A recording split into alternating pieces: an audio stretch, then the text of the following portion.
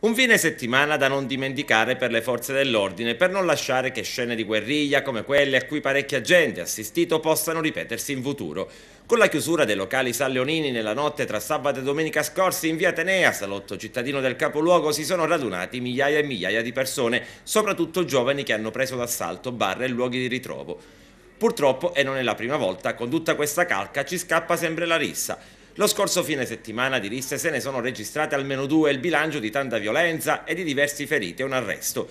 Altri giovani sono stati fermati e adesso la loro posizione al vaglio degli inquirenti. Ma non è finita qui. Polizia e carabinieri sono sulle tracce di altri giovani che hanno causato panico e terrore e hanno aggredito altri coetanei. Botte da orbi, dicevamo, dinanzi anche innocenti che hanno assistito a qualcosa di terribile.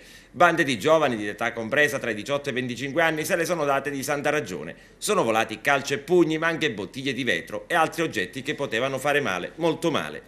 Qualcuno ha riportato ferite anche se ha preferito non ricorrere alle cure dei sanitari dell'ospedale per paura di incorrere in una denuncia. Un sabato notte turbato per colpa di pochi scalmanati che avevano abusato di alcolici. La prima rissa è scoppiata pochi minuti prima della mezzanotte, innescata da due comitive di ragazzi. Ne è nato uno scontro violentissimo tra le grida delle ragazze e la paura di chi non c'entrava proprio nulla.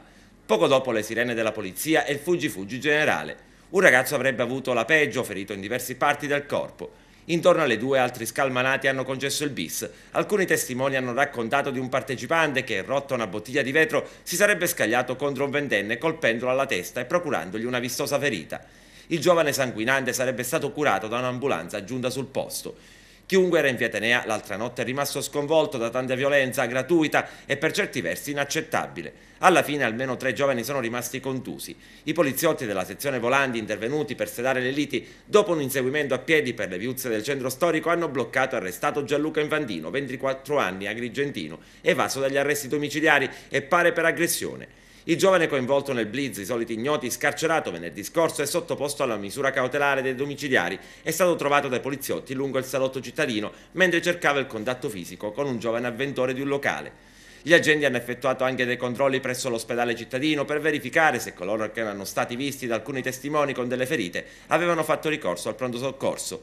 Adesso però occorre fare un'attenta riflessione. Le forze dell'ordine devono cominciare a incrementare il numero di mezzi e uomini nel fine settimana agrigentino. Ci vorrebbero anche dei poliziotti in borghese che possano mischiarsi con i vari gruppi.